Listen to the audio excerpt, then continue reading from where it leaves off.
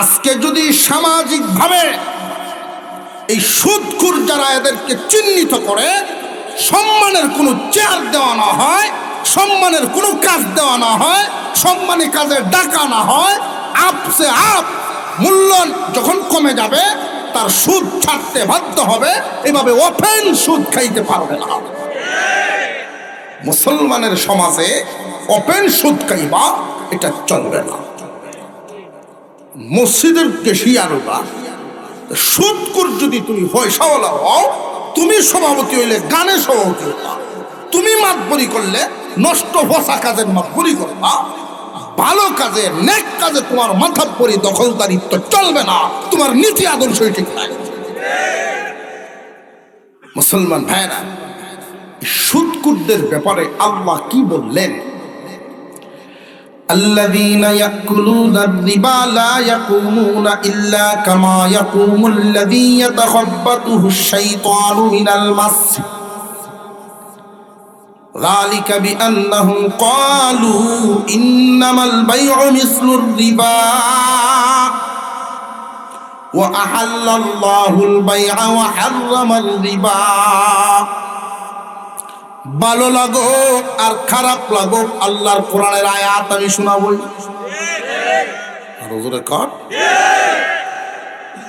মুসলমান ইমানদার ভাইরা আমার, আল্লাহ পাক রব্বুল আলামিন কোরআনুল কারীমের ভিতরে বলেন, যারা সুদ খায় কিয়ামতের দিন পাগল হয়ে উঠব। এইখানে একটা কথা আমি বলিয়া দেই, অনেক তীক্ষ্ণ বুদ্ধি সম্পন্ন তিনটে আলিগণে এমন বুঝদার আছে না নাই? তিনটে আলিগণে বুঝুন না, সাইডে আলি দেয়, সাইডে হঠাৎ তাহলে তিনটিয়া দলতালে তো একটা কলা বসব। এইরকম চিন্তাশীল মানুষ যারা, তারা অর্থের সাথে মিলাইব। হুজুর বলতেছেন কোরআনের আয়াত, আল্লাহ বলছেন যারা সুদ খায় ওরা পাগল হইয়া উঠবো। আমি খাইতাম না একটিয়াও, বিল্ডিং বানালাম। আমি সুদের টিয়া খাইতাম না একটাও, গাড়ি একখান কিনলাম। খাইতাম না একটাও, ফার্নিচার বানাইলাম। আল্লাহ পাক রব্বুল আলামিন এই জন্যই ইয়াকুলুনার অর্থ হইল ইয়াখুযুনা। যারা সুদ গ্রহণ করে, সুদ গ্রহণ করে এর অর্থ, সুদ যারা গ্রহণ করে পাগল হইয়া হাসরের মাঠে দাঁড়াইবে। জানিয়া রাখবেন সুদের স্তর হইল ৭২টা। কয়টা? সর্বনিম্ন স্তর, সর্বনিম্ন স্তর আপন মার সাথে জিনা করা। না খায় মরিয়া যাও উম্মত, পোছা কাপড়, পোছা সুতার কাপড় পরিয়া দিন কাটাইবা উম্মত। তবু এত নিকৃষ্ট মানের কাজ তোমার দ্বারা সাজে না। তুমি বিশ্ব নবীর উম্মত, উম্মতে মুহাম্মাদি এই কাজ করতে পারে না। সুদের স্তর ৭২টার মধ্যে সর্বনিম্ন আপন মায়ের সাথে জিনা করার সমান হয়ে যায়। আর সর্বোচ্চটা কি? আল্লাহ এবং রসুলের বিরুদ্ধে যুদ্ধে নামার সমান। আল্লাহ এবং রসুলের বিরুদ্ধে যুদ্ধে নামলে ইমান থাকে না কাফের? আরো জোরে আওয়াজ দিয়া কোন ইমান থাকে না কাফের? আল্লাহ পাক রব্বুল আলামিন বলেন, এদেরকে আমি পাগল বানায় উঠাইব। কেন জানো রে দুনিয়াবাসী? যালিকা বিআন্নাহুম ক্বালু ইন্নামাল বাইউ মিসলুর রিবা। তারা বলতো দুনিয়াতে বলতো যে সুদ তো ব্যবসার মতো। আকল মুফতি দিয়া কাটাইতো, আকল মুফতি দিয়া সে জায়েজ করার চেষ্টা করত। দোকানের মাল বিক্রি করে যেমন লাভ হয়, সুদ খাইলে তেমনই লাভ হয়। তাহলে সুদে দোষ কি? এই ছিল তার আকল মুফতির কথা। জানিয়া রাখবেন, জানিয়া রাখবেন, আল্লাহ বলেন ওয়া আহাল্লাল্লাহুল বাইআ ওয়া হাররামার রিবা। সুদকে আমি হারাম করেছি, ব্যবসাকে হালাল করেছি। ব্যবসাকে আমি হালাল করলাম, সুদকে আমি হারাম করলাম, তার কারণ কি জানি? সুদে বড়টা আরো বড় হয়, মরাটা আরো মরে। সুদে বড়টা আরো বড় হয়, মরাটা আরো। আল্লাহ বলেন ব্যবসাকে আমি হালাল করেছি, সুদকে আমি হারাম করেছি। দুনিয়ার জমিনে অনেক মানুষ সুদরে তার মনের মুফতির সাথে পরামর্শ করে জায়েজ করতে চায়। জানিয়া রাখো, সাবধান সাবধান। ওয়া আহাল্লাল্লাহুল বাইআ ওয়া হাররামার রিবা ফামান জাআহু মাউইযাতুম মির রাব্বিহি ফান্তাহা ফালাহু মা সালাফ ওয়া আমরুহু ইলাল্লাহ।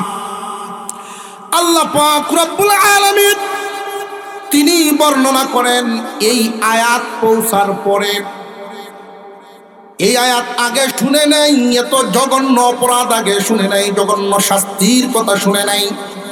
এই জঘন্যতম শাস্তির কথা শুনে যখন বান্দা ভীত সন্ত্রস্ত হয়ে যায়, যা করেছি তো করেছি, আর জীবনে সুখ খাবো না, এই অবস্থায় যদি বান্দার জায়গায় তওবা করে ফেলে, এইখানে বৈশাই যদি তওবা করে ফেলে, ও আমরুহু ইলাল্লাহ, আল্লাহর হাওলায় থাকবে। পরবর্তীতে বান্দার আফসোস আর কান্নার উপর নির্ভর করে। মহান আল্লাহরে খুশি করতে পারলে আল্লাহ মাফ করে দিবে। ওমান আদা ফাউলাইকা আসহাবুন নার।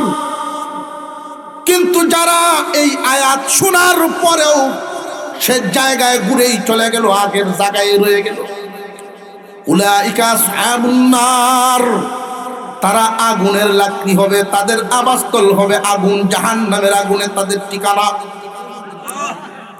দুনিয়ার মানুষ খুব ভালো করে বুঝেন, যেই কথাটা আমার বোঝানোর উদ্দেশ্য, সেই কথাটা হলো জাহান্নামের আগুনে তো মানুষ আরো যাবে। একত্র নামাজ সারিয়া দিলে জাহান্নামে যাবে পূর্বে, কিন্তু সুদখোরের জাহান্নাম আর ওই গুনার জাহান্নাম সমান না। সুদখোরের জাহান্নামের ক্ষেত্রে আল্লাহ যেই ঘোষণা দিয়েছেন, হুম খালিদিনা ফিহা, কাফেরদের ক্ষেত্রে যেই কথা, সুদখোরের জাহান্নামের ক্ষেত্রে সেই কথা।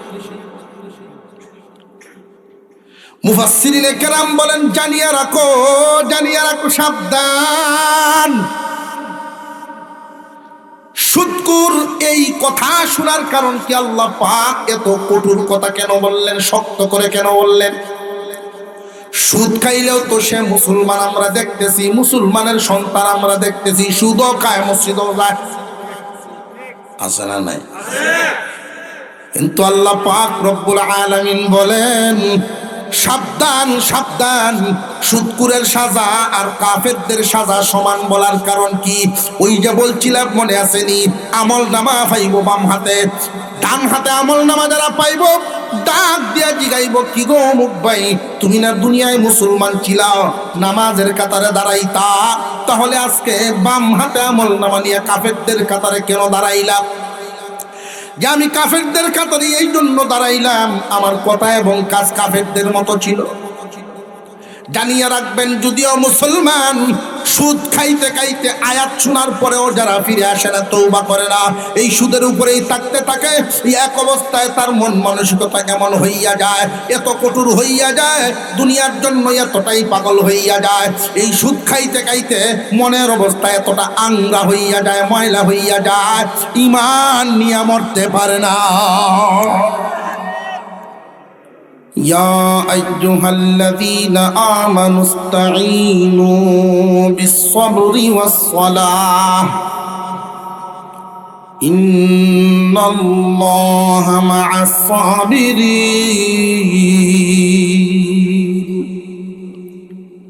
আল্লাহ পাক রব্বুল আলামিন বলেন, হে ঈমানদারেরা, তোমরা চাও, আমরা চাইব একমাত্র কার কাছে? চাওয়ার জায়গা কয়টা? একটার আওয়াজে বাগাবাগি হচ্ছেন, বোঝা যায় আপনারা। চাওয়ার জায়গা কয়টা? তোমরা চাও, দুইটা গুণ সাথে নিয়ে তোমরা চাইবা। বিনা শর্তে না শর্ত দিছেন আল্লাহ? দুইটা শর্ত দিয়েছেন মহান আল্লাহ পাক রব্বুল আলামিন। বলেন ইস্তাঈনু, তোমরা চাও, বিসসবরি ওয়াস সালাহ, সবর এবং নামাজের মাধ্যমে, ধৈর্য এবং নামাজের মাধ্যমে। গুণ কয়টা? এই দুইটা গুণ যার মধ্যে থাকবে, মহান আল্লাহ বলেন ইন্নাল্লাহা মা'আস সাবিরিন, সবরকারী যারা আল্লাহর সাথী হয়ে যান তাদের। যারা ধৈর্যশীল হবে, সবরকারী হবে, আল্লাহ পাক রব্বুল আলামিন বলেন বান্দারে আমি আল্লাহ তোমার সাথে আছি। এক নাম্বার গুণ সবর, দুই নাম্বার নামাজ। সবর নামক গুণ, এই সবর আমরা যা বুঝি, সবর মানে হইল ধৈর্য। সবরের ব্যাখ্যা করেছেন মুফাসসিরিনে কেরাম তিনটা। কয়টা ব্যাখ্যা? বলা মুসিবত আইলে সবর করতাম, এটাও এক ধরনের সবর। আল্লাহ পাক রব্বুল আলামিন এখানে সবর বলতে যা বুঝাইছেন, আমরা যেটা বুঝি এটা 3 নম্বরে।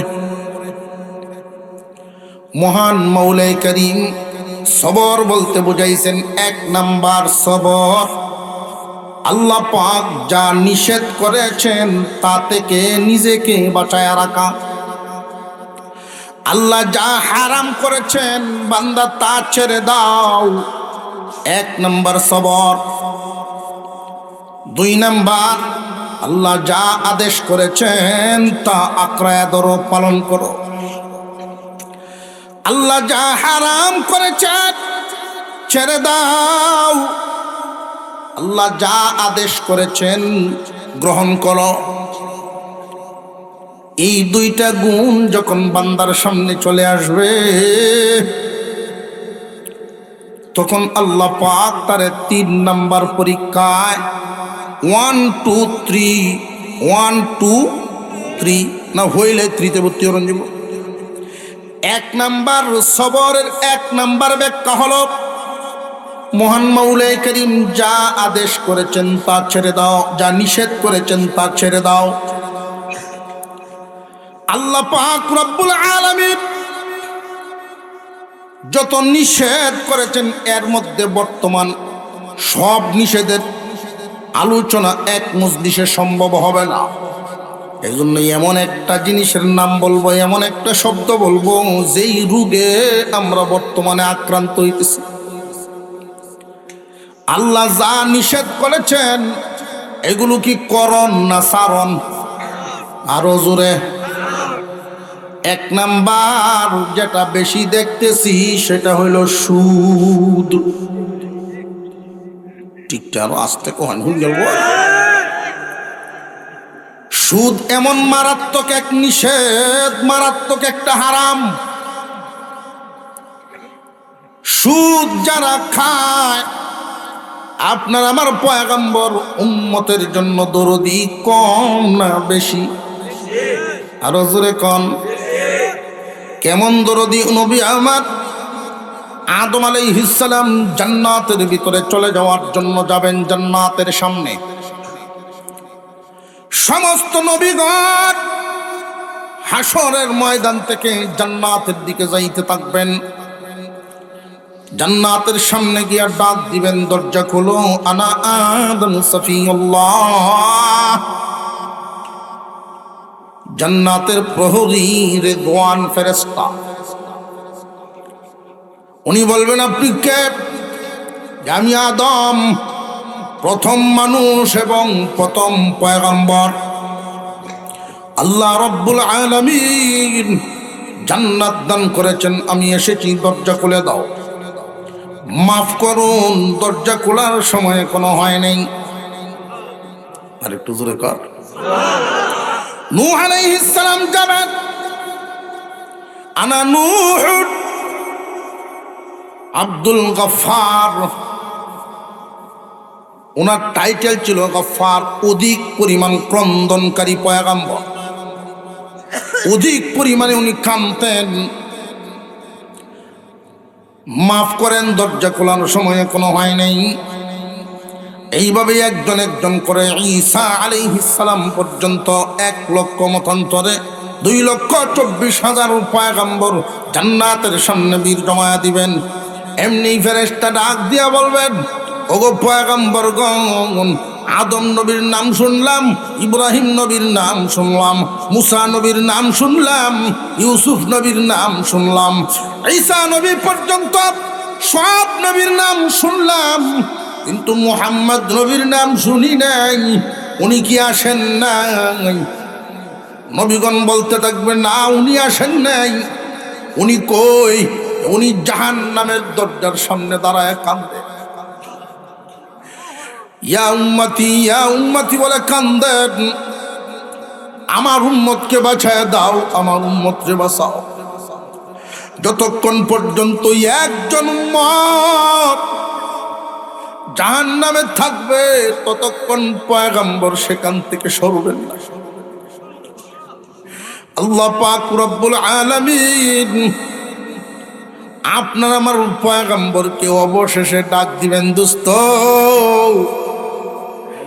আপনি হাত দেন আর জান্নাতে নিয়ে যান, হাত দেন আর জান্নাতে নিয়ে যান, হাত দেন আর জান্নাতে নিয়ে যান। সব মানুষ চলে আসলো, উম্মতে মুহাম্মাদি যারা সত্যিকারের উম্মত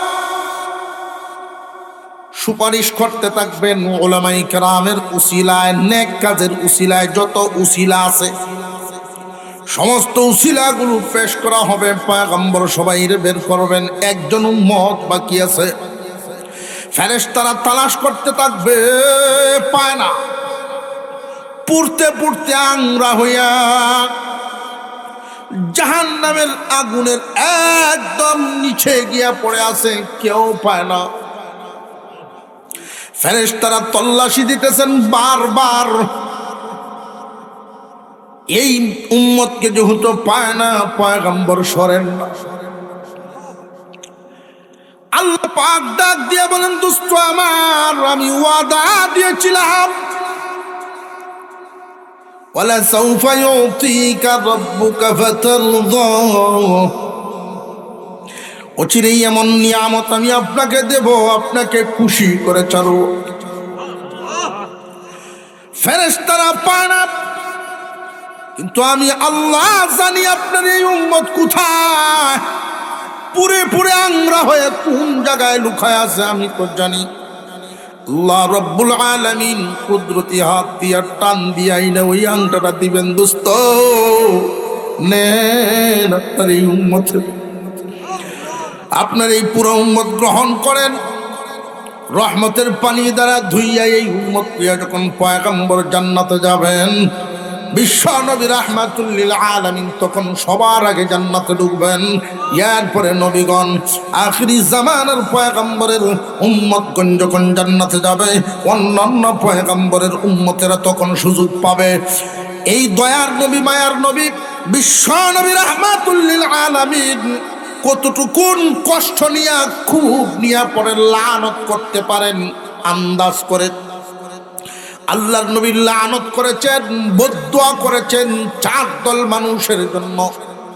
লাআনা রাসূলুল্লাহ সাল্লাল্লাহু আলাইহি ওয়াসাল্লাম আকিলার রিবা ওয়া মুকিলাহু ওয়া কাতিবাহু ওয়া শাহিদাইহি, যারা সুদ খায়, যারা সুদ দেয়, যারা সুদের লেখালেখি করে, যারা সুদের সাক্ষী হয়, এই 4 দলের জন্য আল্লাহর নবী, বিশ্ব নবী, মায়ার নবী লানত করেছেন।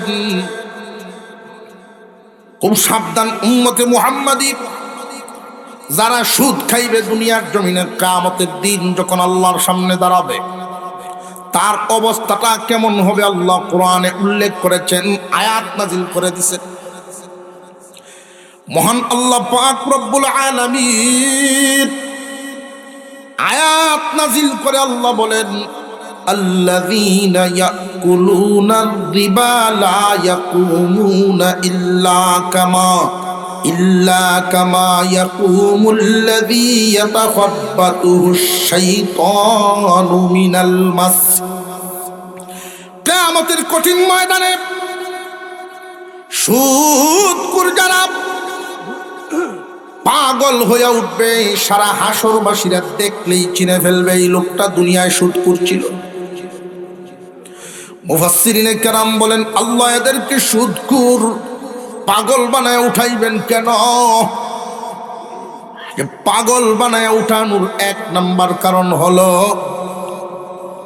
সুদ হারাম জানার পরে একজন মানুষ সুদ খায় কেন? বুক বিলাস করার জন্য। যারা দুনিয়ার জন্য পাগল পারা হয়ে যায় তারাই তো সুদ খায়। একটু জোরে কর, পিছনের বাইরে ঘুমাইতেছ।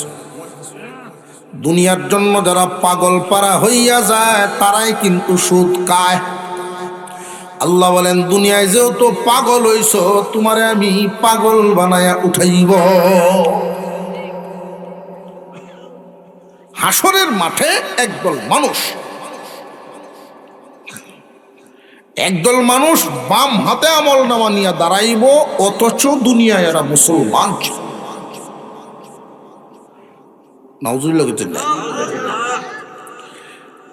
যারা ডান হাতে আমল নামা পাইব, এখান থেকে একজনের ডাক দিয়ে জিগাইব, কি গো অমুক ভাই, তুমি না দুনিয়াত মুসলমান আসলা, তুমি না কুরবানি দিতা, ঈদের মাঠনে একসাথে যাইতা, আজকে বাম হাতে আমল নামা নিয়া এই কাফেরদের দলে দাঁড়াইলা। আমি এই কাফেরদের দলে দাঁড়ানোর একটা কারণ হলো, যদিও আমি মুসলমানের সন্তান ছিলাম, মুসলমানের সমাজে ছিলাম, নামে মুসলমান ছিলাম, কথায় আর কাজে মুসলমানই ছিল। প্রাণীদের মধ্যে আমরা নিকৃষ্ট করি কোন প্রাণীদের? আর একটু জোর কোন ডরাই না জানা আয়র বোঝে কুত্তা এরম না, কুকুর নিকৃষ্ট প্রাণী। অথচ সে নিকৃষ্ট কেন? তার তো উত্তম উত্তম গুণও আছে। সে প্রভুভক্ত। সে যে প্রভুভক্ত, এইরকম ভক্তি যদি কোনো মানুষের ভিতরে থাকে, শ্রেষ্ঠ একজন ওলি হয়ে যাবে। গভীর রাত্রে যাবেন বাড়িতে, যা হয় না আজকে বাড়িতে, যার বাড়িতে আছে, আপনারও গরু ডোহনের লেন দিত না তো সহজে, হুস ঘুরে থাকবো। হেজি গায়ে চিল্লে যাইতেছে, রড তৈল হইবে খেলা, তুমি অত রাইজের সময় খেলা কুত্তায় জিগায়। আপনি যদি গায়ে, আমি এমনি দেখবেন আগের যে বাপ, এই বাবার তা তো না, বাপ বদলে দেওয়া লেঙ্গুর ফালাইয়া গার সোজা করিয়া আপনার সাইডেতে ঘুরতে থাকবো, আপনার সাইডেতে ঘুরবো আর বসবো, হু হু আওয়াজ দিব, সরি চিনছি না মালিক, চিনছি না, একটু আর বাড়াই দেব, একটু বলি পাওয়ার আছে না, পারবো। আমরা তো লাঙ্গলে একটা বুঝুন কিলাত আলবাম লাগে, গৃহস্থটা অনেক বড় লাঙ্গল ভাই একদিন ভাই গেলে খাবো গৃহস্থ ওরকম কিনতিয়া, তোমরা আমরা সাহায্য হইত কনমার হাবা, আরো জোরে কনমার হাবা। এই কুকুর প্রভুভক্ত। আল্লাহ কইতাম নি এর চিত্রটা, বলতাম মাছ আনিয়ে দেখবেন বাজার, তো মাছ আনছন হ্যাঁ দেখিয়া খুব খুশি, অথচ তার নামে কোনো টুকরা রাখবেন আছে? হ্যাঁ নামে কোনো টুকরা নাই, এর ফটো খুশি, খুশি টেলায় বন্ধু বান্ধব দাওয়াত দিচ্ছে, আর উত্তর ভাড়ার কুত্তা ভাই উঠছে আপনার বাড়ি, দক্ষিণ ভাড়া হেসে দেনছে হায়রিস আছে না নাই? ঘুমাইতেছেন বই বই, রাত যখন খাওয়াত বইস হাত ফালায় টিসু ধরে হল্প বই রয়েছে অপেক্ষা কানারি, তো বিবি সাহেব ফতুয়া কান দিছে, রাত বাইরে কিস্তা ভালো নাই। এখন তো দিলাবিড়ি সব বনাস করে লাই আমার।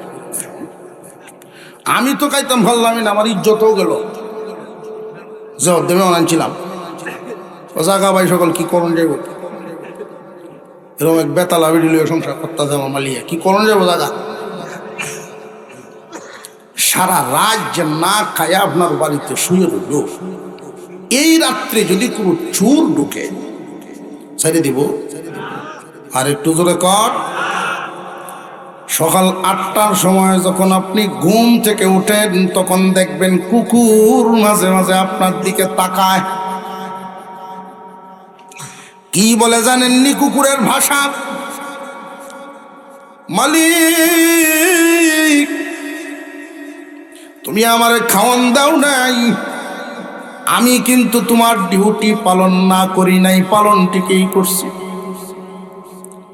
কিন্তু তুমি আশরাফুল মাখলুকাত, তোমার মালিকে তোমারে উত্তম খাওয়াইলো, তুমি ইচ্ছা মতে ঘুমাইলা, তুমি তো তোমার মালিকের ডিউটি আদায় করলা না। এরপরেও আমরা কুকুরে নিকৃষ্ট করি। কারণটা কি? যে অন্যান্য প্রাণীর তুলনায় তার মধ্যে 3টা দোষ পাওয়া যায়। 1 নম্বর দোষ, সে বেহায়া, নির্লজ্জ। প্রত্যেকটা প্রাণীকে আল্লাহ সৃষ্টিগতভাবে লজ্জাস্থান দেখে রাখার উপকরণ দান করেছে।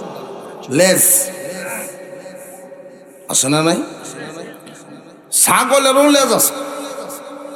ছাগলের লেজ লম্বা বেশি না কুত্তারটা? ছাগলের 4 আঙ্গুল লেজ ভালাইতেছে, দেখিতেছে। আর কুত্তার আদাত লম্বা উল্ডায়, তো বেহায়া, নির্লজ্জ। 2 নম্বর দোষ হইল সে নাপাক থাকতে পছন্দ করে। চলতে ফিরতে তার যদি কখনো পেশাবের হাজত হয়, আর ট্যাঙ্ক তোলা মারে বালুর টালো, দেখবেন 1-2 সেকেন্ড সর্বোচ্চ ট্যাংলা মারব, পেশাব করতো না, পুরোটা ছাড়তো না। আরেকটু সামনে দেব, আর একটু ছাড়বো, যতক্ষণ পর্যন্ত সিডা ভাড়া তার শৈল্য না আইছে, পেশাবের তৃপ্তি তার মৃত্যু না। নাপাক থাকতে সে পছন্দ করে। সিডা অন লাগবে, নিজের পেশাব নিজের শৈল্য ভঙ্গ,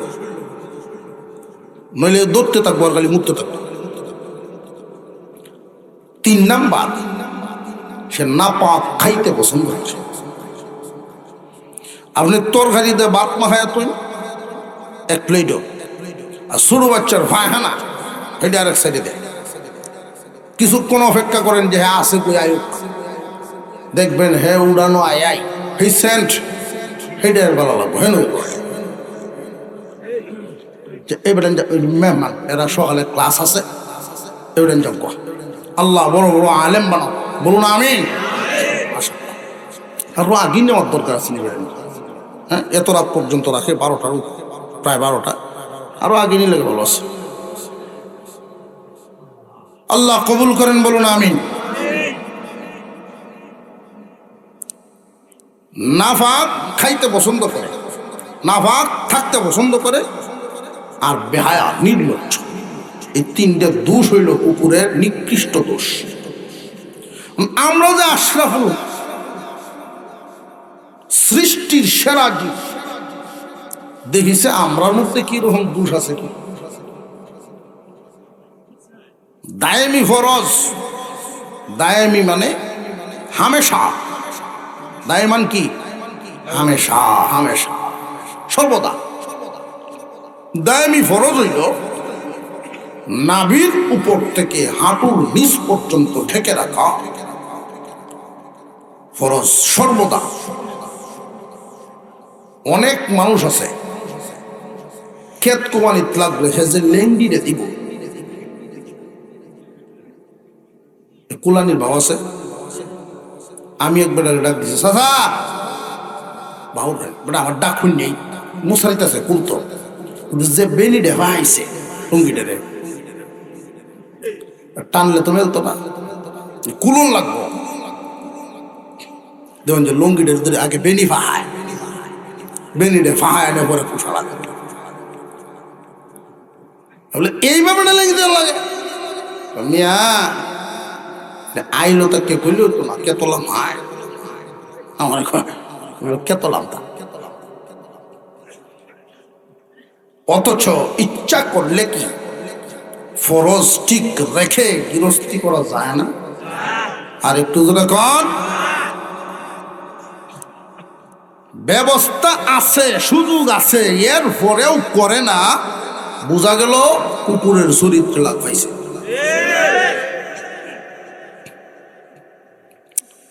ইয়ং জেনারেশন, রাগ করো না, আলেমদের মজলিসে বসলে নসিহত নিতে হবে। ইহুদিরা চক্রান্ত করে প্যান্ট বের করেছে, তারা সাপ্লাই দিছে বাজারে, আর এইগুলো গ্রহণ করছে মুসলমান যুব সমাজ। যেই প্যান্ট তারা পরে এটার হাইট খুব কম, যতই টানে কেরেন লাগায় টানলে কম হইতো না, আধা ভাষা উদা। এই প্যান্ট দিয়ে ঘুরে অর্ধেক আর গেঞ্জি দিয়ে ঘুরে বাকি অর্ধেক। এর পরে এই প্যান্টই কিনব, কি এর চরিত্রে লাগাল হয়েছে বুঝতেছেন না? আল্লাহ পাক মহিলা মা বোনদেরকে ইজ্জত সম্মান কি পরিমাণ বাড়াইছে। পুরুষের নামাজ পড়ার সময় যে জায়গায় জুড়ে হরণ লাগে, আল্লাহ নারীদেরকে এই জায়গা আসতে সম্মান। পুরুষ জুম্মার যাইব, নারীর জন্য মাফ, সব সমান। আমি হরিয়াজত কান আমার যে টুপি দিতে দিছি না গয়া, জুতা দিতে দিছেন বা হরিয়া না, হরিয়াজত কান। জানাজা মাপ, ঈদের জমাত মাপ, আছে না নাই? খালি বাজারও যাওয়ানটা মনে মাপ দিছে না।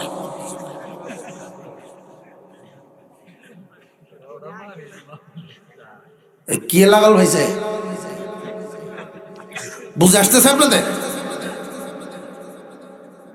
আল্লাহ সহি বুঝদার করুন। বেহায়া নাফা পেশাব নমল তখন করি,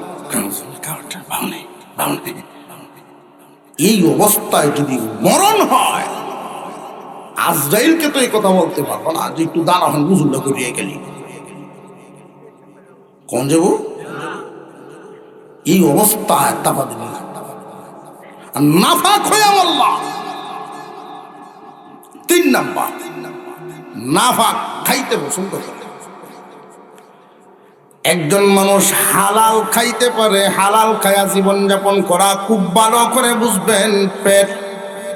পেট চালানোর জন্য নুন ভাত 4টা খায়া জীবন ধারণের জন্য সুদ খাওয়ান লাগে না। আর একটু জোরে কর, সুদ খায় যারা লক্ষ্য করে দেখবেন, এদের স্বপ্নই হলো টিনের ঘর বদলায়া ফাঁকা করব। উচ্চবিলাসী স্বপ্ন, এজন্য হারামের চিন্তা।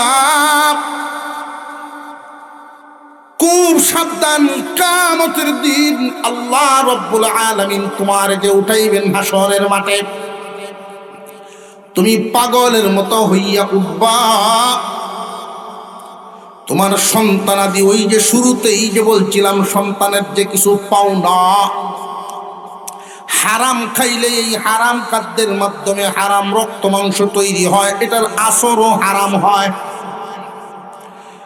বালেগ হওয়ার আগ পর্যন্ত একজন সন্তানকে পিতা মাতার দায়িত্ব তারে হালাল খাবার খাওয়ানো। তুমি পিতা হইয়া, তুমি মা হইয়া একজন সন্তানকে কিভাবে হারাম খাওয়াও? হালালে আর হারামের আসরে বেশ কম আছে না নাই? বাদশার দরবারে সংবাদ আসছে, মহাবিপদ। কি বিপদ? পার্শ্ববর্তী এক রাষ্ট্র হামলা করবে আমাদের উপর।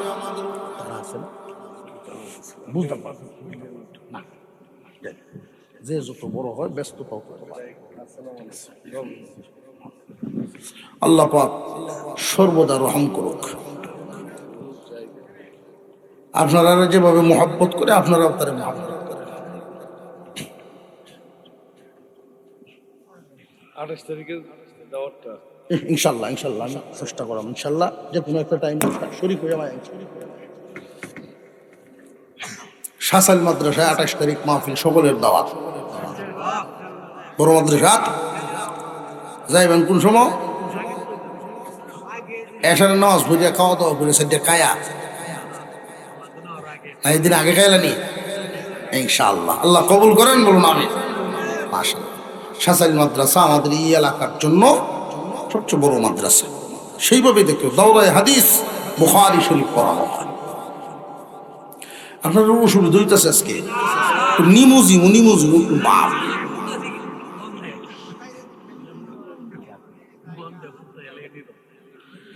মানে জুসটা তুলে পরে চালিয়ে দিয়ে আবার আপনারা তালটার উপরে নির্ভর করবেন কিরকম নিতেন ভাবতেছে। সুদ খাওয়ান না সারো? আরো জোরে কর। সুদ যদি সারণ লাগে খালি আপনি একলা চাললে হইতো না, আর একজনেরও সারানি লাগে। আর এই সমাজ থেকে যদি সুদ দূর করার লাগে, আমি একটা পদ্ধতির আলোচনা করি। পদ্ধতিটা খুব খেয়াল করবেন। ডান দিক লক্ষ্য করেন, এটা হালাল রাস্তা। ইনকামের যত রাস্তা কি একটা আড্ডা পথ, ইনকামের রাস্তা অনেক আছে। হালাল তরিকায় যত ইনকাম করা যায় ডান দিকে, আর হারাম রাস্তায় যত ইনকাম হয় রাখলাম বাম দিকে। এই হালাল রাস্তায় যত ইনকাম হয়, সর্বনিম্ন সবচেয়ে নিকৃষ্ট ইনকাম ভিক্ষা। হালাল ইসলামের দুইটা বস্তু হালাল ফাঁকা আছে, দুইটা বিষয় যেটা আল্লাহ পছন্দ করেন না, তো বান্দার জরুরতের জন্য হালাল রাখা উচিত। এর মধ্যে একটা হইল ভিক্ষা, 2 নম্বরে তালাক। তালাক দেওয়া আল্লাহ পছন্দ করেন না। আল্লাহ চান বান্দা বান্দি জুড়ে দাও। এজন্যই তো স্বামী যদি একটু তেজি হয় আর বিবি যদি তারে মাফ করে, আল্লাহ এই বিবির গুনাহ মাফ করে দেন। আর বিবি যদি একটু সরা হয় আর স্বামী যদি একটু শুয়ে বয়ে নেয়, প্রতিবাদ করলে 3 দিনও এর লয়ে গড় ঘোরানোর কথা না। এমন এক নেশার তার কপালে জুটতে বসে, 3 দিন লয়ে তাহার কথা না। এর পরেও বৈশ্যামান যা জীবন শেষই করে যাচ্ছি।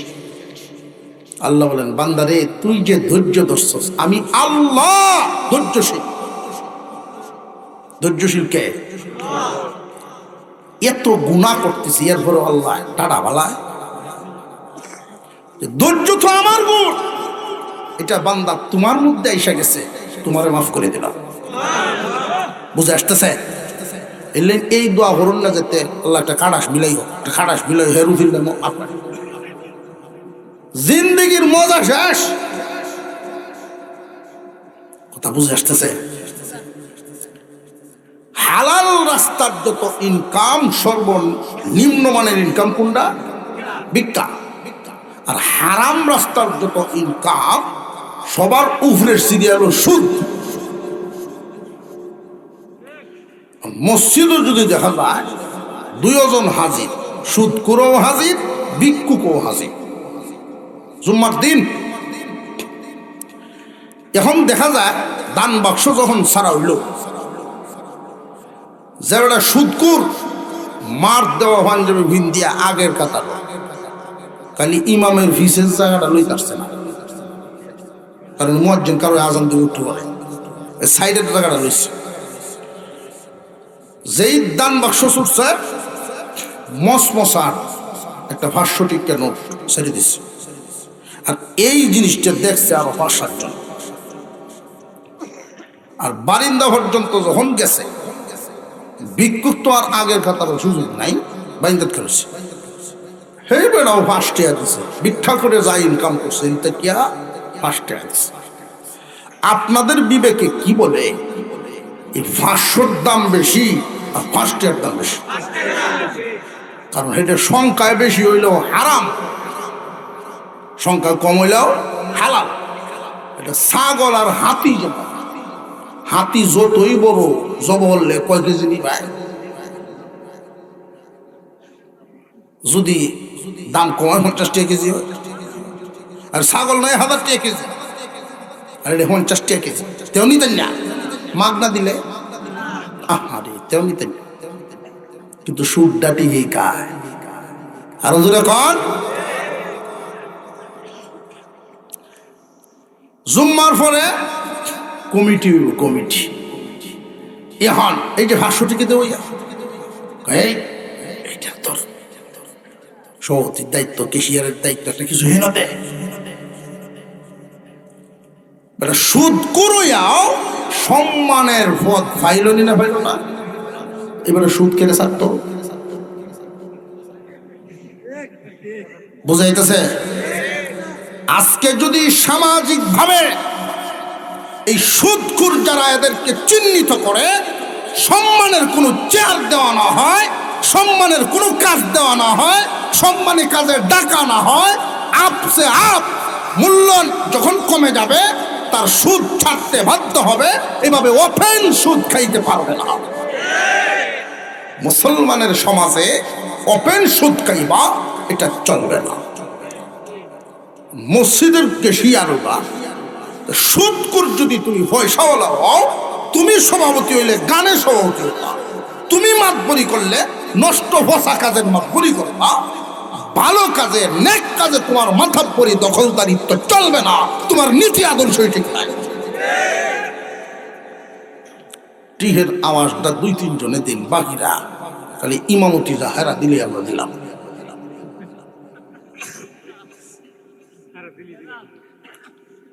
মুসলমান ভাইরা, সুদখোরদের ব্যাপারে আল্লাহ কি বললেন?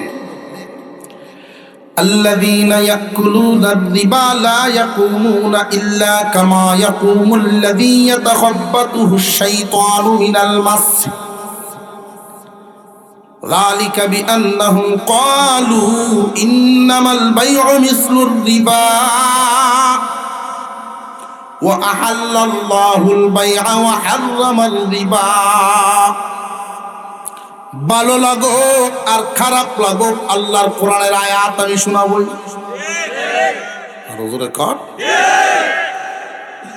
মুসলমান ইমানদার ভাইরা আমার, আল্লাহ পাক রব্বুল আলামিন কোরআনুল কারীমের ভিতরে বলেন, যারা সুদ খায় কিয়ামতের দিন পাগল হয়ে উঠব।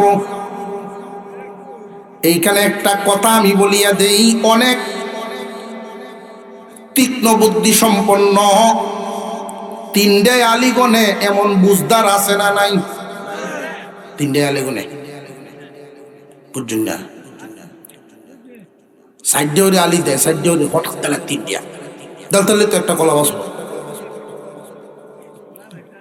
এইরকম চিন্তাশীল মানুষ যারা, তারা অর্থের সাথে মিলাইব। হুজুর বলতেছেন কোরআনের আয়াত, আল্লাহ বলছেন যারা সুদ খায় ওরা পাগল হইয়া উঠবো। আমি খাইতাম না একটিয়াও, বিল্ডিং বানালাম।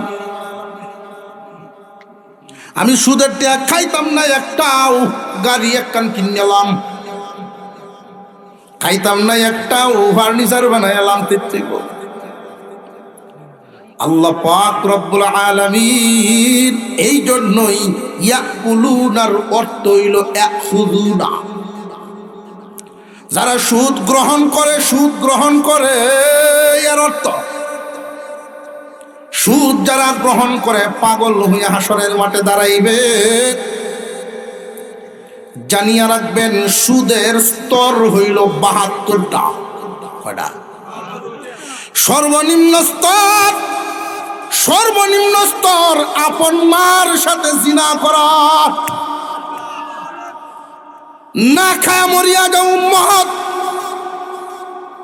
পোছা কাপড়, পোছা সুতার কাপড় পরিয়া দিন কাটাইবা উম্মত। তবু এত নিকৃষ্ট মানের কাজ তোমার দ্বারা সাজে না, তুমি বিশ্ব নবীর উম্মত। উম্মতে মুহাম্মাদি এই কাজ করতে পারে না। সুদের স্তর ৭২টার মধ্যে সর্বনিম্ন আপন মায়ের সাথে জিনা করার সমান হয়ে যায়। আর সর্বোচ্চটা কি? আল্লাহ এবং রসুলের বিরুদ্ধে যুদ্ধে নামার সমান। আল্লাহ এবং রসুলের বিরুদ্ধে যুদ্ধে নামলে ইমান থাকে না কাফের? আরো জোরে আওয়াজ দিয়া কোন ইমান থাকে না কাফের? আল্লাহ পাক রব্বুল আলামিন বলেন, এদেরকে আমি পাগল বানায় উঠাইব কেন জানো রে দুনিয়াবাসী? যালিকা বিআন্নাহুম ক্বালু ইন্নামাল বাইউ মিসলুর রিবা। তারা বলতো দুনিয়াতে বলতো যে সুদ তো ব্যবসার মতো। আকল মুফতি দিয়া কাটাইতো, আকল মুফতি দিয়া সে জায়েজ করার চেষ্টা করত। দোকানের মাল বিক্রি করে যেমন লাভ হয়, সুদ খাইলে তেমনই লাভ হয়, তাহলে সুদে দোষ কি? এই ছিল তার আকল মুফতির কথা। জানিয়ে রাখবেন আল্লাহ বলেন, ওয়া আহাল্লাল্লাহুল বাইআ ওয়া হাররামার রিবা। সুদকে আমি হারাম করেছি, ব্যবসাকে হালাল করেছি। ব্যবসাকে আমি হালাল করলাম, সুদকে আমি হারাম করলাম। তার কারণ কি জানোনি? সুদে বড়টা আরো বড় হয়, মরাটা আরো মরে। সুদে বড়টা আরো বড় হয়, মরাটা আরো। আল্লাহ বলেন, ব্যবসাকে আমি হালাল করেছি, সুদকে আমি হারাম করেছি। দুনিয়ার জমিনে অনেক মানুষ সুদরে তার মনের মুফতির সাথে পরামর্শ করে জায়েজ করতে চায়। জানিয়া রাখো, সাবধান সাবধান। ওয়া আহাল্লাল্লাহুল বাইআ ওয়া হাররামার রিবা। ফামান জাআহু মাউইযাতুম মির রাব্বিহি ফান্তাহা ফালাহু মা সালাফ ওয়া আমরুহু ইলাল্লাহ। আল্লাহ পাক রব্বুল আলামিন তিনি বর্ণনা করেন এই আয়াত পৌঁছার পরে। এই আয়াত আগে শুনে নাই, এত জঘন্য অপরাধ আগে শুনে নাই, জঘন্য শাস্তির কথা শুনে নাই। এই জঘন্যতম শাস্তির কথা শুনে যখন বান্দা ভীত সন্ত্রস্ত হয়ে যায়, যা করেছি তো করেছি, আর জীবনে সুখ খাবো না, এই অবস্থায় যদি বান্দার জায়গায় তওবা করে ফেলে, এইখানে বৈশাই যদি তওবা করে ফেলে, ও আমরুহু ইলাল্লাহ, আল্লাহর হাওলায় থাকবে। পরবর্তীতে বান্দার আফসোস আর কান্নার উপর নির্ভর করে। মহান আল্লাহরে খুশি করতে পারলে আল্লাহ মাফ করে দিবে। ওমান আদা ফাউলাইকা আসহাবুন নার। কিন্তু যারা এই আয়াত শোনার পরেও সে জায়গায় ঘুরেই চলে গেল, আগের জায়গায় রয়ে গেল, উলাইকা আসহাবুন নার, তারা আগুনের লাকড়ি হবে, তাদের আবাসস্থল হবে আগুন, জাহান্নামের আগুনে তাদের ঠিকানা। দুনিয়ার মানুষ খুব ভালো করে বুঝেন, যেই কথাটা আমার বোঝানোর উদ্দেশ্য, সেই কথাটা হলো জাহান্নামের আগুনে তো মানুষ আরো যাবে। এক ওয়াক্ত নামাজ ছাড়িয়া দিলে জাহান্নামে যাবে পূর্বে, কিন্তু সুদখোরের জাহান্নাম আর ওই গুনার জাহান্নাম সমান না। সুদখোরের জাহান্নামের ক্ষেত্রে আল্লাহ যেই ঘোষণা দিয়েছেন, হুম খালিদিনা ফিহা, কাফেরদের ক্ষেত্রে যেই কথা, সুদখোরের জাহান্নামের ক্ষেত্রে সেই কথা। মুফাসসিরিনে কেরাম বলেন, জানিয়া রাখো সাবধান। সুদখোর এই কথা শোনার কারণ কি? আল্লাহ পাক এত কঠোর কথা কেন বললেন, শক্ত করে কেন বললেন? সুদ খাইলেও তো সে মুসলমান, আমরা দেখতেছি, মুসলমানের সন্তান আমরা দেখতেছি, সুদও খায়, মসজিদও যায়, আছে না নাই? কিন্তু আল্লাহ পাক রব্বুল আলামিন বলেন, সাবধান সাবধান, সুদকুরের সাজা আর কাফেরদের সাজা সমান বলার কারণ কি? ওই যে বলছিলাম মনে আসেনি, আমল নামা পাইব বাম হাতে, ডান হাতে আমল নামা যারা পাইব ডাক দিয়া জিগাইব, কি গো মুখ ভাই, তুমি না দুনিয়ায় মুসলমান ছিলাও, নামাজের কাতারে দাঁড়াইতা, তাহলে আজকে বাম হাতে আমল নামা নিয়ে কাফেরদের কাতারে কেন দাঁড়াইলা? যে আমি কাফেরদের কাতারে এই জন্য দাঁড়াইলাম, আমার কথা এবং কাজ কাফেরদের মতো ছিল। জানিয়ে রাখবেন, যদিও মুসলমান, সুদ খাইতে খাইতে আয়াত শোনার পরেও যারা ফিরে আসে না, তওবা করে না, এই সুদের উপরেই থাকতে থাকে, এক অবস্থায় তার মন মানসিকতা এমন হইয়া যায়, এত কঠোর হইয়া যায়, দুনিয়ার জন্য এতটাই পাগল হইয়া যায়, এই সুদ খাইতে খাইতে মনের অবস্থা এতটা আংরা হইয়া যায়, ময়লা হইয়া যায়, ঈমান নিয়ে মরতে পারে না, বেঈমানের মরণ। এই কারণে কাফেরদের সাজা আর এই সুদখোরদের সাজা আল্লাহ এক করে ইঙ্গিত করেছেন, সাবধান হয়ে যাও, ঈমান নিয়ে মরতে পারবা না। নইলে সুদখোর যদি মুমিন হইতো, সাজা কাফেরদের মতো চিরদিন হওয়ার কথা। চিরদিন জাহান্নামে থাকবে কারা? ঈমান হারা হয়ে মরবে তারা। এই আয়াত যেদিন আমি পড়েছি, পশম দাঁড়িয়ে গেছে। একবার কাও মুঠা বাথে, মুঠা কাপড়ে দিন যাপন করো। দিন গুরানুর মালিককে। আমি আগেই বলছি, হাতি বিশাল বড় দেখতে পারেন কিন্তু হারাম, ছাগল ছোট থাকতে পারে হালাল। হালাল মালে বরকত, হারামে বরকত নাই। পাহাড় পরিমাণ সম্পদ দিয়ে করবাটা কি? পকেট ভরা পয়সা দিয়ে করবাটা কি? তুমি ঘাম জড়ায় যতটুকু অর্জন করতে পারো, হালাল পয়সা দিয়ে দিন কাটাও, হালাল পয়সা দিয়ে জীবন যাপন। 2 নাম্বার যেই কাজটা আমাদের করতে হবে, সারা জিন্দিগি ভর আমি নিষেধগুলোর থেকে একটা নিষেধে ধরছি, সুদ। আর এই সুদের বয়ান হয়তো অনেকের কাছে ভালো নাও লাগতে পারে, কারণ সবার কাছে ভালো নাও লাগতে পারে যে হুজুর এত এত কড়া কড়া কথা কেন লাগে কইতেছে। এত কড়া কথা বলার পরেও যদি আপনি হেদায়েত হয়ে যান, প্রয়োজনে এর পরের বছর থেকে আমরা দাওয়াত না দিচ্ছি, আপনি হেদায়েত হয়ে যান। কথাগুলি যদি আমি না শোনায়া যাই, কিয়ামতের দিন ওয়ারাসাতুল আম্বিয়াদের কাতারে আমি কোন মুখে দাঁড়াবো?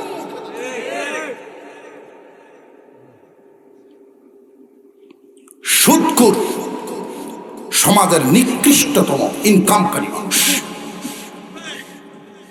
জেনে রাখবেন। নিকৃষ্টতম কথা। আল্লাহ এদেরকে হেদায়েত করুক, বলুন আমিন।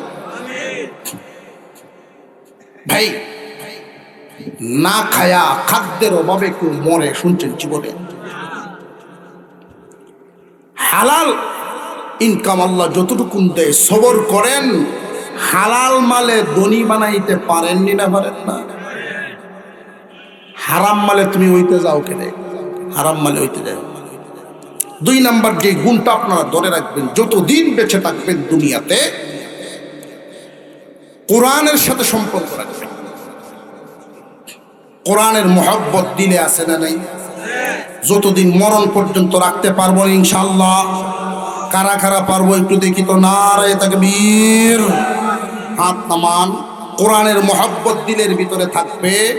কোরআনের সাথে সম্পৃক্ত যা আছে, মসজিদ, মাদ্রাসা, তালিবে ইলম, কোরআনের সাথে সম্পৃক্ত যা আছে সব আমার মহব্বতে। কোরআনের বিরুদ্ধে যদি কেউ যায়, হোক ওয়ার্ডের মেম্বার, হোক ইউনিয়নের চেয়ারম্যান, হোক এলাকার এমপি, হোক রাষ্ট্রপতি, এমনকি আমার বাপ হইলেও তার পক্ষে আমি থাকতে পারব। কোরআনের পক্ষেই থাকতে হবে। এই হলো ঈমান। সারা জীবন যদি এই সবকটা ভিতরে নিতে পারেন, আল্লাহ পাক ঈমানদার বানায় দুনিয়াতে দেয়, ঈমানের মরণ। আমরা দোয়া করে ফেলবো। অনেক রাত হয়ে গেছে। রাত কয়টা বাজছে গো? খুব বেশি তো হইছে না। তো ওয়াজে মনে হইতেছে, যাওয়া আসায় মনে হইতেছে আমরা যে 3টার কাছাকাছি। 3টার কাছাকাছি ইনশাআল্লাহ আখিরি মুনাজাত হবে। আমি একটা বরকতের কাজ আপনাদের সামনে তুলে ধরি। 2 থেকে 3 মিনিট বা সর্বোচ্চ 5 মিনিটের মধ্যে ইনশাআল্লাহ দোয়া করে ফেলবো। ইনশাআল্লাহ 10 বাজে 15 দোয়া করে ফেলবো। এই 5টা মিনিট সময় আমার লাগে তার ভাই কারা কারা দিবেন একটু দেখি। মাশাআল্লাহ, আলহামদুলিল্লাহ, হাত নামান। এই 5 মিনিট সময় মাদ্রাসার স্বার্থে আলহামদুলিল্লাহ, আলহামদুলিল্লাহ। আল্লাহ তুমি কবুল মঞ্জুর করো। আল্লাহ তুমি কবুল মঞ্জুর করো। আল্লাহ তুমি সকল সমস্যা সমাধান করে দাও, বলুন আমিন। আমরা আত্তাহিয়াতুর সূরাতে বসে নতুন জানু হয়ে কাকুতি মিনতি সুরে আল্লাহর কাছে দোয়া করব। প্রত্যেকে নিয়ত করেন। মৌলানা কেউ আছেন? ইনশাআল্লাহ আল্লাহ তুমি কবুল মঞ্জুর করো। কিতাব হয়ে গেছে ইনশাআল্লাহ 6 সেট। আপনারা যদি আরো কেউ শরীক থাকবার চান আজকে বলতে পারেন, বা বাড়িতে পরামর্শ করে হলো 15 সেট কিতাব লাগবে মাদ্রাসায়। যারা যারা এই সদকায় শরীক থাকবেন ইনশাআল্লাহ পরবর্তীতে এসে হুজুরের সাথে যোগাযোগ করবেন। ইনশাআল্লাহ একটা র্যাকের ব্যবস্থা করছেন মিন্টু ভাই। তারপরে 6 সেট কিতাব হয়েছে, বাকিটাও আল্লাহ পূরণ করুক, আমরা বলি আমিন। মসজিদ মাদ্রাসার কোনো কাজ এই পর্যন্ত থাইমা আছে দেখছেন কোন আমল? আল্লাহ কোনো না কোনো বান্দার মাধ্যমে আল্লাহ যারে ভালো লাগে তারে ধৈর্য নেয়, তোর কিছু পয়সা এনে দেয়। আল্লাহ এইভাবে এনে করায়। আমরা যারা দাঁড়াইছি একটু বসে বলি, দোয়া করি। আস্তাগফিরুল্লাহ রাব্বি মিন কুল্লি যামবিন ওয়া আতুবু ইলাইহি লা হাওলা ওয়া লা কুওয়াতা ইল্লা বিল্লাহিল আলিয়্যিল আযীম। اللهم صل على سيدنا مولانا محمد وعلى آله وأصحابه وسلم. الحمد لله رب العالمين، والصلاة والسلام على رسوله الكريم وعلى آله وأصحابه أجمعين. ربنا ظلمنا أنفسنا وإن لم تغفر لنا وترحمنا لنكونن من الخاسرين. ربنا آتنا في الدنيا حسنة وفي الآخرة حسنة وقنا عذاب النار يا رب العالمين. গভীর রজনীতে আমরা একদল গুনাহগার, গুনার বোঝা মাথায় নিয়ে তোমার শহীদ দরবারে হাত বাড়াইছি গো মাওলা। আল্লাহ মেহেরবানি করে আমাদের ছোট বড় যত গুনাহ আছে আল্লাহ আমাদের সকল গুনাহগুলো তুমি মাফ করে দাও। আমাদের সকল গুনাহগুলো তুমি মাফ করে দাও গো আল্লাহ রব্বুল আলামিন। আমরা এখানে যারা আছি আমাদের অনেকেরই মাও নাই, বাবাও নাই। আল্লাহ আমাদের আব্বা আম্মার খবরগুলোরে জান্নাতের টুকরা বানায় দাও। মা বাবার চেহারা যখন চোখের সামনে ভেসে ওঠে আল্লাহ আমাদেরকে মানুষ করার জন্য তারা কত পাগল ছিলেন, আমরা মানুষ করার জন্য তারা কত কিনা করেছেন। বাজার থেকে বাবা হাইটা চলে আসতেন, রিক্সা ভাড়া দেন নাই, 2টা কলম কিনবো ভূতে। বাবা সিরাজতা পায়ে দিয়ে দিন কাটায় দিছেন, এই পয়সা দিয়ে সন্তানের প্রাইভেটের খরচ উঠাইব। মা মনের একটা আশা খায়েশ পূরণ করেন নাই, পয়সা তিল তিল করে জমায়ের সাথে দিয়ে দিতেন, ন্যায় খরচ করে স্কুল মাদ্রাসা। আমাদেরকে মানুষ করার জন্য মা বাবা কত কষ্ট করে গেছেন। আল্লাহ এই কোরআনের মজলিসে বসে, আলেমদের মজলিসে বসে দোয়া করতেছি গো মাওলা। আল্লাহ মেহেরবানি করে আমরা আব্বা আম্মার কবরগুলো জান্নাতের টুকরা বানায়া দাও। আল্লাহ মা বাবার কবরগুলো জান্নাতের টুকরা বানায়া দাও। আল্লাহ মা বাবার ভুলগুলো তুমি মাফ করে দাও। আল্লাহ আমরা যাদের আব্বা আব্বা দুনিয়াতে জিন্দা আছেন আল্লাহ তাদেরকে সুস্থ নেক হায়াত দান করিয়ে দাও। আল্লাহ তাদেরকে সুস্থ এবং নেক হায়াত দান করিয়ে দাও রব্বুল আলামিন। আয় আল্লাহ যেইভাবে চললে তুমি খুশি থাকো আমরা ওইভাবে চলার তৌফিক দাও। শয়তানের ধোঁকায় পড়ে অনেক অন্যায় হয়ে যায়, ভুল হয়ে যায়, তুমি মাফ করে দাও। সিরাতে মুস্তাকিমের উপরে চলার তৌফিক দাও। যেইভাবে চললে তুমি খুশি হও আল্লাহ ওইভাবে চলায় নিও। যেই দিন বিদায় দাও, যখন বিদায় দাও ইজ্জতের সাথে চলায়া ফিরায়া ইমানের সাথে কালিমা পড়ায়া দুনিয়ার থেকে উঠাইয়া নিও আল্লাহ রব্বুল আলামিন। আসমানি জমিনি সর্বপ্রকার বলা মুসিবত থেকে হেফাজত করো। দুনিয়া এবং আখিরাতের কল্যাণ আমাদেরকে দান করিয়া দাও। রব্বানা আতিনা ফিদ দুনিয়া হাসানাতাও ওয়া ফিল আখিরাতি হাসানাহ ওয়া কিনা আযাবান নার। ইয়া কাযিয়াল হাজাত ইয়া দাফিআল বালিয়াত ইয়া রাফিআদ দারাজাত ইয়া হাল্লালাল মুশকিলাত ইয়া মুজিবাদ দাওয়াত ইয়া শাফিআল আমরাদ। রব্বুল আলামিন মাদ্রাসাকে কবুল মঞ্জুর করিয়া নাও। এই মাদ্রাসার উসিলায় সারা এলাকায় দ্বীনের সয়লাভ ঘটায়া দাও। আয় আল্লাহ মাদ্রাসার নূর সারা এলাকার ঘরে ঘরে পৌঁছায় আল্লাহ বড় ইখলাসের সাথে আল্লাহ তোমার সন্তুষ্টির সাথে খেদমতের তৌফিক দাও। আয় আল্লাহ শিক্ষক যারা আছেন, ছাত্রছাত্রী যারা আছে রব্বুল আলামিন আল্লাহ তাদেরকে তুমি খুলুসিয়তের সাথে পড়ার তৌফিক দাও। জেহেন শক্তি তালেবে ইলমের বাড়ায়া দিও আল্লাহ। পুরো এলাকাবাসীকে মাদ্রাসার মহব্বত তাদের অন্তরে দান করিয়া দাও। মাদ্রাসার খাতিরে মাহফিলের খাতিরে এলাকার সকল মুর্দে গান নতুন পুরাতন যা আছে সবাই মাফ করে দাও আল্লাহ। এই দুনিয়া থেকে আল্লাহ বিদায় করার আগে আল্লাহ তুমি আমাদের মাসুম মাগফুর বানায় নিও, গুনাহগার বানায় নিও না গো আল্লাহ। আল্লাহ তোমার অনেক বান্দারা যাদেরকে তৌফিক দিছো তারা দান করেছেন আল্লাহ তাদের দানগুলো কবুল করো। খুব সহজে যেন আদায় করতে পারে কবুল করো আল্লাহ। এদেরকে হালাল মাল দিয়া আল্লাহ, হালাল মাল দিয়া এদেরকে বরকত ওরা আল্লাহ। এদেরকে রহম করো, হালাল মালের ধনী বানাইয়া দিও আল্লাহ। যারা দিতে পারেন নাই মন কান্দে তৌফিক নেই আল্লাহ, প্রত্যেককে তৌফিক দাও। কওমি মাদ্রাসাগুলোর যেন দিল খুলে মহব্বত করে দান করতে পারে আল্লাহ। আমাদের সন্তানগুলোরে মানুষের মতো মানুষ বানায় দিও, বালা মুসিবত থেকে বাঁচায় রাখো আল্লাহ। তুমি আমাদেরকে দুনিয়া আখিরাতের কল্যাণ দান করিয়ে দাও। রব্বির হামহুমা কামা রব্বায়ানি সগীরা রব্বির হামহুমা কামা রব্বায়ানি সগীরা।